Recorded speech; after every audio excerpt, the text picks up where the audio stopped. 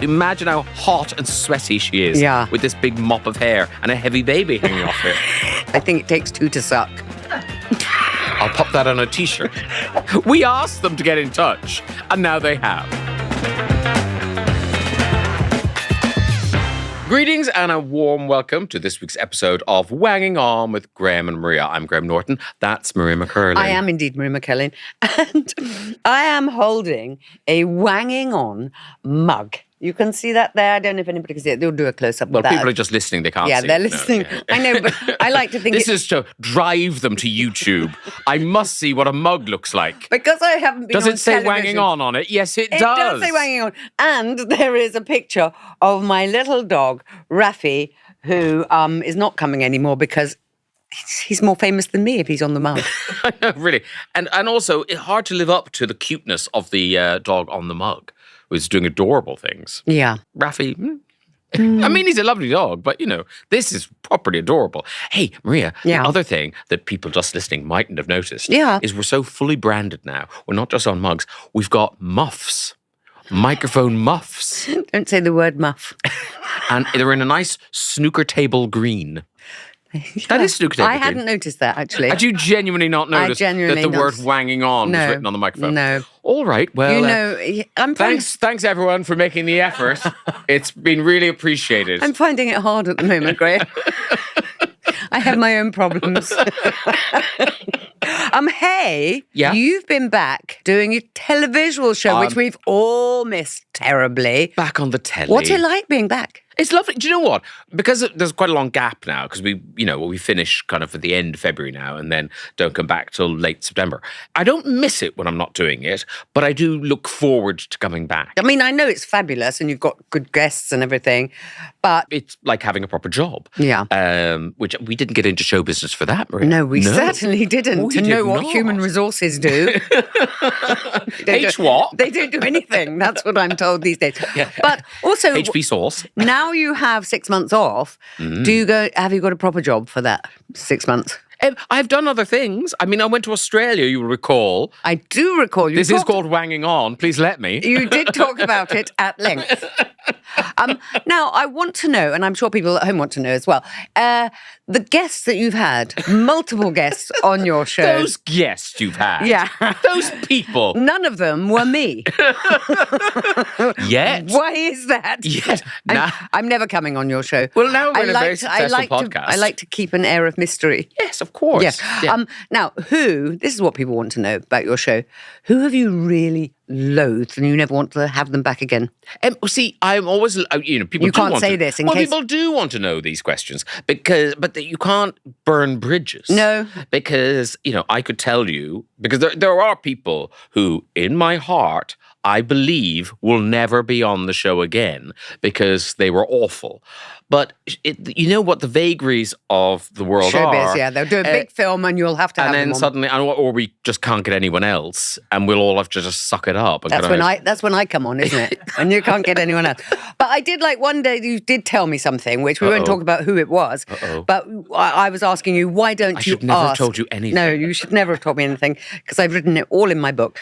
I didn't know you'd be sitting in front of a microphone that said Wanging On one day. If you ask the difficult questions that people want you to ask, a lot of the time, you can really only ask that question once and then you'll get an answer that isn't really conclusive, but they'll never come on again. Yeah. So you have never really burnt any bridges, have you? No. In the interviews, we want them to have a nice time because, it's not a news show. I always remember Richard and Judy, when they did a kind of primetime chat show, much fanfare, their first guest was O.J. Simpson following the trial. Right? Oh, my goodness. Yeah. And they thought that was a coup. Well, it was a coup. Everyone wanted him and they obviously paid big bucks. And weirdly, I was on the same flight as him. You're kidding me. I was getting on a Virgin flight and when you get to the plane, with the air bridge thing joining onto the plane. So I was waiting there and we were stopped. We would go, whoa, Neddy, you can't, take That's pause. rude. Yeah, I thought so. You know what Americans are like. They're always saying, whoa, Neddy. Yeah. And anyway, whoa, Neddy. And then a little funny side door on the air bridge opened, and in popped O.J. Simpson, who'd obviously been, delivered to the plane in some other way. And he went into the upstairs bit, which was sealed off for him alone. Right. All for this Richard and Judy thing. And of course, he sat on Richard and Judy, and they went, "Did you do it?" Oh, my and he goodness. went, "No." End of interview. I mean, what was he suddenly going to confess? "Oh, Richard and Judy, you got me." Yeah. Yes, I did. I know, and it's I did do it. It's a bit like after that you go, "So what are you up to now then? Yeah. Have you had any offers of work?" Yeah. Still keen on golf? Is that it? "Oh, you're bringing out your own glove range." Here's a clip. I mean, they must have paid a lot of money for OJ. Can you imagine? But so what I mean is, you can ask those difficult questions, but because you're not a news program and no one's under oath or anything, people don't answer them, and they're just annoyed that you've needled them, and then, as you say, they won't come back on. Yeah, I mean, like Clive Anderson had the Bee Gees on, and he asked them a difficult question. I can't think what the difficult question was. Well, they walked off. They walked off, exactly. Yeah. But why did they walk off? What did he say? He wasn't asking difficult questions, he was just making jokes about them. So they were... Basically, all his questions were jokes, and they were the butt of all those jokes. Yeah. And that was his shtick, and it was very funny. But, why would you want to be the person sitting in the other chair? But you tease people quite a lot, and that is always amusing because, you don't let their egos get in the way of you asking good questions. So you tease them, but there's a cutoff point, isn't there? Yeah, a couple of times I've seen people's little faces slightly go kind of like, "Oh, I think this British twit hates me." And, And then you have to claw yourself back and bombard them with love. Do you know what? I feel we've talked about my show enough. We need to concentrate on this show. We have problems, and they are inbound. Maria, a nation rejoices. A letter is going to be opened. Here we go. It is. Here's letter number 1. Dear Graham and Maria, my husband and I have been together for 20 years, and we have 2 teenage children together. He's very quiet, and without sounding awful, he's quite boring. I've met someone who is great company, who I love spending time with. Unfortunately, I have fallen in love with him, and he's single. I am at a loss of what to do. Do I stay with my husband, avoid upsetting the children, and settle for an unfulfilling life? Or do I leave, be with this other guy, and enjoy my life instead? And that, unsurprisingly, is from Anonymous. Oh, Anonymous, don't throw out the baby with the bathwater is my feeling on this one. You haven't actually said what this single man who you've fallen in love with, what he's thinking. I mean, is he just as into you? Yeah, quite funny. I've left my husband. Yeah. Have you? What? This was just a weekend thing. But also, nothing's happened, has it? Well, they love spending time together. Yeah, what do you think? Are they sitting on a sofa? Has anything happened? What do you think? I think maybe not. Oh, you don't think about leaving your husband if you haven't had sex with someone? I have a funny feeling Anonymous might have. Anonymous, there's so many things kind of that Anonymous hasn't thought about. I would say number 1 is, you married this man. I'm sure he was boring then, and he's boring now. You still managed to stagger down an aisle and say, "I do." And have 2 children. Just because your children are in their 20s, I think you are just about to... Teenagers. Teenagers, I know, sorry. I thought you said 20s. You are about to upset the apple cart big time here. Yeah. And what I would do, I know it's not right to be deceitful and stuff, I would just play along with this for a little while. I mean, it's exciting for her. But what you have at home, it's really hard to kind of give positive advice because you do get bored with your partner. You do get fed up with them. You do think, I'm in a rut. And you know who else will get fed up with you? This new guy. Yeah. In about 6 months, it'll be over. It was all sparking. You've been with the husband for 20 years. Now, it might be boring, but the fact that you've managed to be with this man for 20 years is astonishing. He hasn't just started to be boring, has he? He just seems like he's boring because you're having a nice time with someone who's fresh and new and springy and bright and that you have stupidly fallen in love with. You made that decision to fall in love with him. And the chances of you having a long-term relationship with this new person are very slim, because the chances of having a long-term relationship with anyone, very slim. You're so positive. I love that about you. It's true. We've all dated lots of people. Yeah. And it didn't last. And she's managed to be with this guy for 20 years. Well done, you. you should think about how it has lasted. It may, as you say, it may not be sparky and exciting, but there's something to this relationship. Yeah. It's not just, that you just woken up in this house every day for 20 years and, oh, look, there's two teenagers now. Yeah.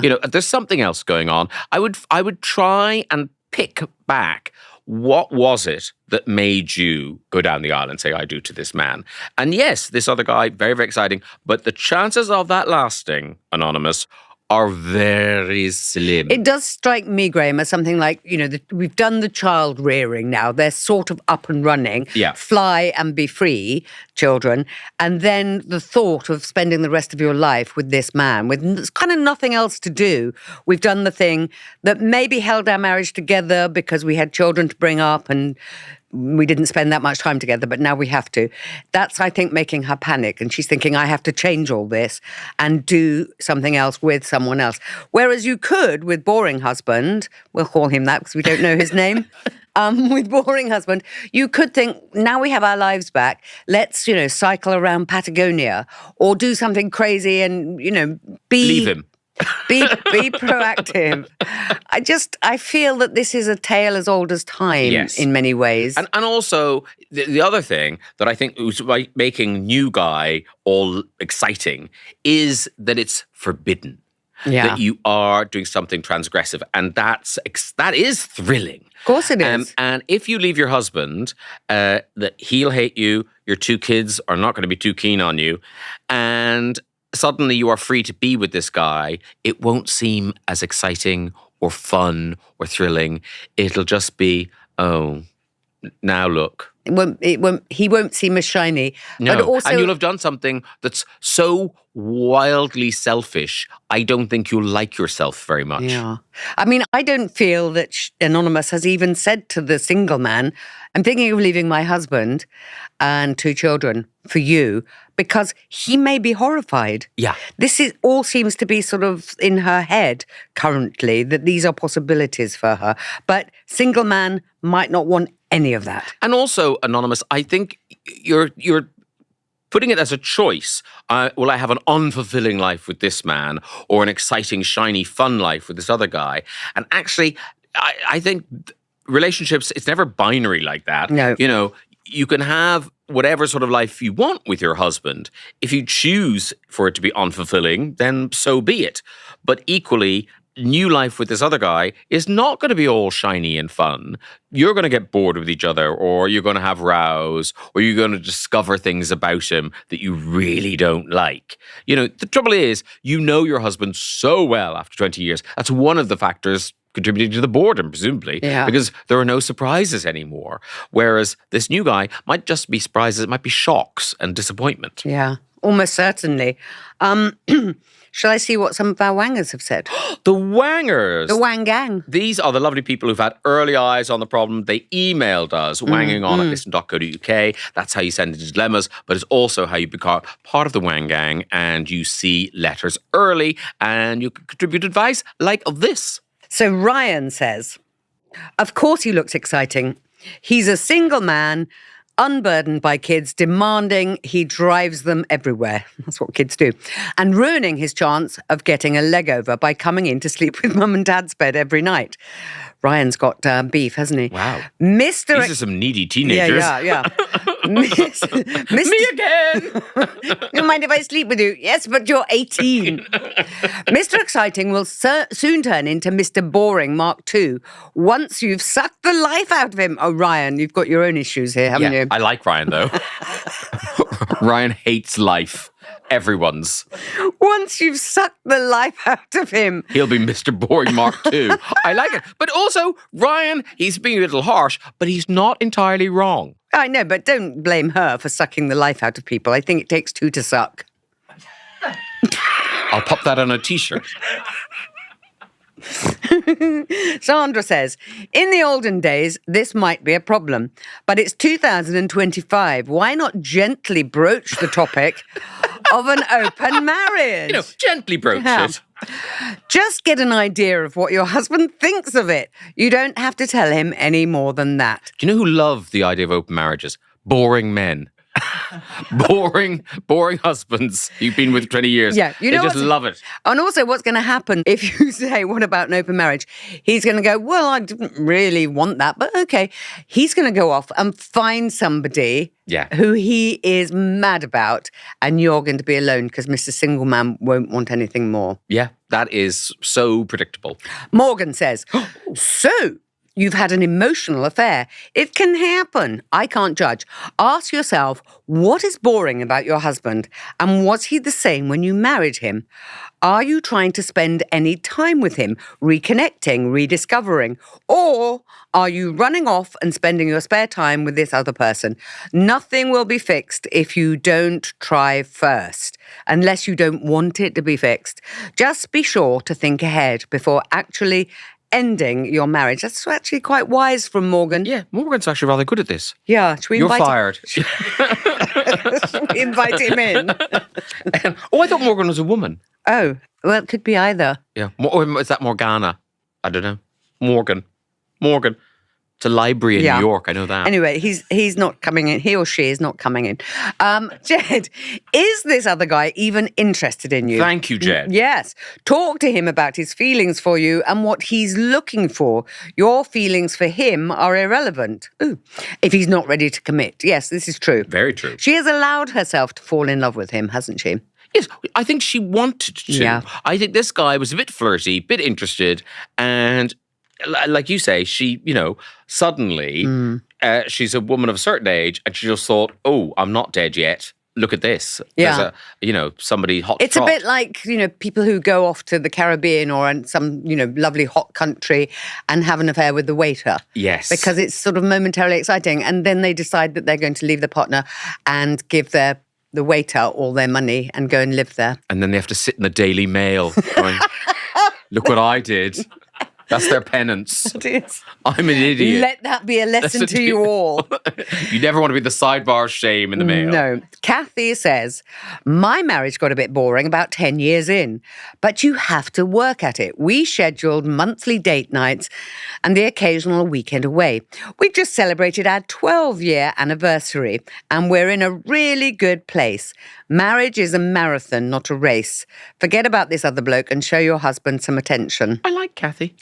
Well, she's only 2 years into this new bit of her life. I know, but I like the idea that she's committed. She's not bailing on something because it got a bit dull. She's going to go, no, I made a commitment to this. And I like that idea, but it's a marathon, not a race. Because, you did make some vows there. Yeah. There were some serious promises that you made. And if nothing's changed, if you haven't become different people, and that can happen, people do become different people, and maybe, the promises become null and void. But if you married a dull bloke and said all those things to him, you can't sort of go, oh, by the way, you're a dull bloke and I'm out. But marriage is very difficult and it does take work and it's not all ha-ha, he-he. No. Some of it is drudgery. Yeah. And yet people still want to do it. I know, and then have affairs and write to us. Yeah. Yay. Phew, we've still got a job. The wheel goes round. Anonymous, thank you for sharing your dilemma. I hope we've helped give you a little bit of clarity, okay? Listen up. And we'll be on the horns of a second dilemma very shortly. This episode of Wanging On is brought to you by Co-op's new meals range, Served. Which means we get to answer a special bonus dilemma from our wanger. So take it away, Maria. Yeah, I've got to open it first. Do you see? Of course. And I remembered it was in the envelope. Do you see? Okay. Dear Graham and Maria, my flatmate and I take it in turns to cook for each other most evenings, which is really lovely and has been a great bonding exercise. We have an agreement that whoever does the cooking doesn't have to do the clearing up. Fair enough. Here's the thing. I'm quite mindful when I cook and I tend to tidy as I go. She, on the other hand, leaves a bomb site when she cooks. She seems to find a use for every piece of crockery and every surface. And she relishes the fact that she doesn't need to clean or tidy anything because she's slaved over an excellent meal. This is starting to really grind my gears. If she's so chaotic in the kitchen, why should I have to clean up after her? Am I being unreasonable? And that is from Callum. I think, Callum, you've done this thing where you take it in turns. I think it would be better if you did it together. So you can be Well, that's more annoying. You can be the sous chef. Is it the sous chef? The one who just chops carrots and things. Chops. You can be a chopper and a tidy-as-you-goer. And the other night, she's the chopper and the tidy-as-you-goer. Therefore, you only have 2 plates to clear up at the end. But if she's not cleaning up, she'll still use all the things. You're still having to clean all the stuff. What about you go halves and halves on a dishwasher? I don't mean a person, I mean a machine. That will also lead to problems. Will it? How yes. so? Well, because someone will have to load it, someone will have to unload it, and it's going to be Callum. Okay. Okay, I think what we're saying here, Callum, is you need to move out. Yes. She needs another sous chef. She needs to realise that life doesn't clean up after itself. Yeah, and also, like, I think what Callum's doing is good. So what Callum doesn't want to do is escalate the situation by going, right, I'll show you how to use every pot in this. You don't want to do that. But at the same time, you feel like saying to her, have you noticed that when I finish cooking, there is this much in the sink? When you finish cooking, I can't see the sink. Yeah, and she would go, I know. Isn't it weird? Funny, isn't That's it? because my meals are so, what does she say? Delicious. Yes, and take her ages. But what's the other person doing? While one person is preparing the meal, what's the other person doing? You might as well just go and help, is what I'm saying. And that will be equally as bonding, Callum. He's saying it's a bonding experience as flatmates. Equally as bonding if you do it together every night. I think cooking with someone is very stressful. Okay. Well, lots of kind of, is that how you do that? Yeah. I don't normally cut my carrots like that. I normally do them lengthways. Yeah. Maybe don't do the mushrooms. I'll do them. Well, I think that will hasten the thing that I've already said, which is you need to move out. Yeah. Or just knock through and make a separate kitchen. Hope that helps, Callum. The landlord will love that.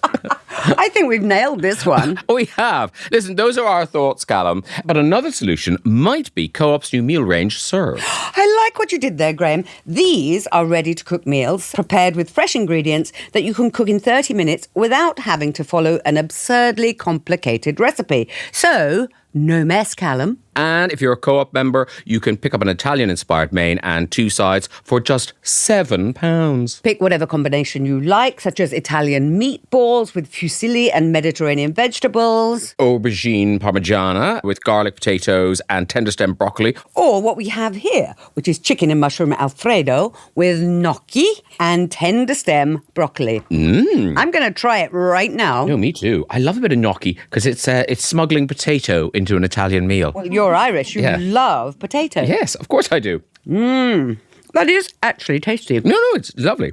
Choose your next meal in store or even have it delivered in as little as 20 minutes using Co-op Delivery, Uber Eats, Deliveroo or Just Eat. Proper portions, zero stress, and prepared with fresh ingredients. Dinner is served. £8 for non-members. Co-op group membership required, subject to availability. See coop.co.uk/served for details. Delivery partners, terms and conditions apply. Maria, the time has come Yeah. for letter number 2. Okay, here we are. I must open it forthwith. Yes, for reality purposes. Yeah, you think I'd get quicker at this, wouldn't you? But no. Dear Graham and Maria, I am considering getting my hair cut, Okay. but I'm not sure if I should go through with it. I'm already gripped. I just killed myself. Right now, okay, we're going to hear what it's not like. Thank you. Right. I'm invested. Yeah. Right now, it's long and thick, and it gets heavy and hot. Okay. Plus, I wish I had a pen. I'd like to make notes. Plus, I have a baby that loves to pull it. My reservation is this. I'm carrying on. Where is this hair? You said my reservation is this, that every mum seems to get the same haircut. A long bob with a fringe. I also have a fringe, in brackets. That's not me speaking. Yeah, I know. Yes. So Yeah. Yeah. Should I just get over myself and get the chop, or avoid a cliche cut and get better at the updos? And that is from Hannah. Hannah took the time to write to us about... You see, the thing is, Hannah, about hair, is it has this amazing capacity to grow again. Well, you say that, Maria. Look at me. with the exception of Graham Norton, obviously. But you have long, lustrous hair. It's heavy and hot. Long and thick. It's heavy and hot. Heavy and hot. And there's a baby hanging out of it. Yeah, not hanging out of it. How does a baby hang out of hair? I don't know. Where They've are got you very thinking, strong little hands. Where are you thinking this You hair can is? put them on a clothesline when they're newborns.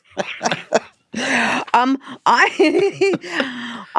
Don't care. No, I'm trying to care. I'm really trying to care. No, but some people really have a very kind of strange relationship with their hair, and it is part of their personality. Not us, obviously. We don't have any personalities. But Hannah is having trouble with this. So I'm going to say, Hannah, because hair has this capacity to grow back, go crazy. But don't go crazy and get the same mum hair long bob with the fringe, because you already have a fringe. Get something really crazy, because hair does grow back. Get a pixie cut, Hannah. Goodness. Yeah. And then Radical. It won't be hot. It won't be heavy. It won't be long. The baby will fall off. It won't be thick. The baby won't be able to clutch it. It will have to learn other things to clutch. Yes, I mean, look, presumably, Hannah, you have a hairdresser. Everyone has a hairdresser. Even if your hair is heavy and hot, you have a hairdresser. So talk to them, because they might be interested. I think that's a fair comment, Hannah. They might be interested. I doubt it, though. Yeah. And also, Hannah, I'm glad you've written to us so we can tell you, never bring this up. Yeah. No one conversation. wants to hear it. When you talk to a hairdresser, they might be interested, that hairdresser is going to go, not someone else asking me about whether or not they should cut their heavy and thick, long hair. It's their job to be interested. No, but it's no one else's. So, Hannah, yes, I think keep it in the salon. Yeah. Not at the school gates, nothing. But also, don't alienate your fellow mums with saying this is a boring cliche haircut, that you've got a long bob with the fringe, but just appear at the school gates or wherever. No, maybe not at school. With your pixie cut. Yes, because I think what I think the main thing Hannah wants is something that's easy. Because obviously she's busy. She's got a mom. She's very heavy and hot. She's sweating like a pig. Nobody said she was heavy. No one said she was heavy. She did. No, her hair is heavy and hot. Heavy and hot, and that's on her very head. Heavy and hot. And you lose 30% of your body heat out your head. So imagine how hot and sweaty she is. Yeah. With this big mop of hair and a heavy baby hanging off it. Now the baby is heavy.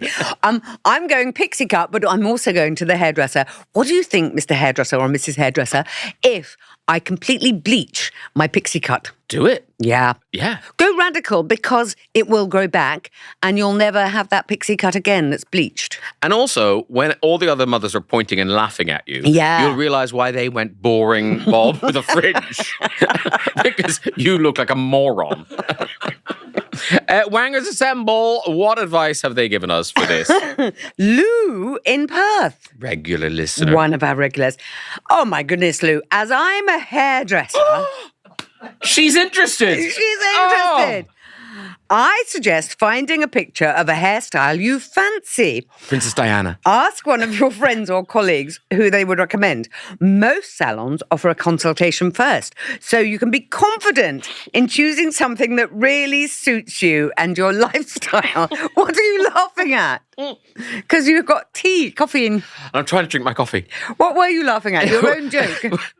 It was just, for some reason, Princess Diana really made me laugh. But you said Princess Diana. I know. Did you not know that it was going to make you laugh? No, not that. I didn't think this would be that funny. Do you remember that bit in Educating Rita where somebody has a picture of Princess Diana? Yeah. In the thing. That's Well, I've got a friend who's a hairdresser, and he said people come in all the time who are like film stars or J-Lo or whatever, and they've got 3 wisps of hair on their heads, and they say, "Can you do this?" And he always says, "Yes." Yeah. And then he fashions those wisps into a bit of J-Lo and says, "There you go. Do you want to see the back wisp?" So you have to be realistic, Hannah. Sharon from the block. Mind you, Hannah's very heavy and hot. So it's Very struggling. heavy and hot hair. Has Lou stopped talking now? Lou has stopped talking. Who's talking now? This is Debbie. Don't forget that you're a woman as well as a mum. Let that sink in. Okay. Sometimes longer hair is a pain, but worth it if it makes you feel more feminine. It may be the easy option to get it chopped off, but if you regret it, it takes a long time to grow back. No, see, yeah. Have the length shortened a bit at a We asked them to get in touch, and now they have. Have the length shortened a bit at a time. And if you like it, then carry on. My advice would be not to do anything drastic. Pixie cut, bleach it. I think what Debbie likes is that kind of the sexy secretary, where they take the glasses off and they pull a pin out, and then the hair cascades down. Well, the fact that she's saying it's feminine, are we still doing what's feminine? I'm a woman. Yeah. That kind of thing. Hey, guess what? Yeah, we got a voice note. Yay. We're here to hear somebody else wanging on. It's Livy. Absolutely not. Do not cut it. If you have long, thick hair, then you're obliged to have long, thick hair. Those are just the rules. Get a big claw clip, maybe work on an updo, spend some time teaching the baby to not pull your hair, and then you're sorted. I'm frightened. Is Livy near the building? She says it's like the law to have long hair, to keep it long. Okay. And teach the baby to pull something else. Livy, don't ever get in touch with us again. Let's see what Sean says. And we mean that. Very passionately. Sean says, please just get the haircut for you and no one else. The change will be amazing and will give you so much self-confidence. Well, Wangers, thank you so much for your responses. Oh, my God. No, seriously, thank you. Because we did ask. Oh, no, thank you for getting in touch about a problem that is like... And Hannah, thank you for your dilemma. Yeah, for your thanks very much, Hannah. Yeah. I really wish you luck with your hot and heavy thing. Her hair. Yeah. That's what's on her head. Yeah. We've just got time to end with this week's Am I Weird? What is it, Maria? It is this. Hi, Graham and Maria. Am I weird that I FaceTime my boyfriend when I'm on the loo? I just ring him for a quick chat, and he only ever sees my face. He reacts like it's perfectly normal. It feels like such wasted time. Otherwise, you really love your boyfriend, don't you? And that is from Sharon. I don't think it's weird that you FaceTime him on the loo, but...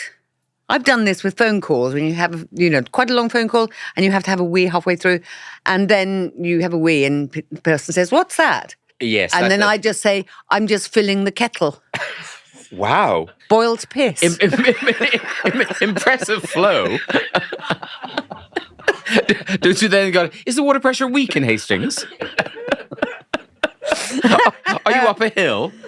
And even worse if she, Oh, you can't be straining and things when you're on the phone to him. You've got to be... Yeah. But I do also know that if you do want to do that and you're on the phone or something, if you put some loo paper in the loo first, you can't hear a plop.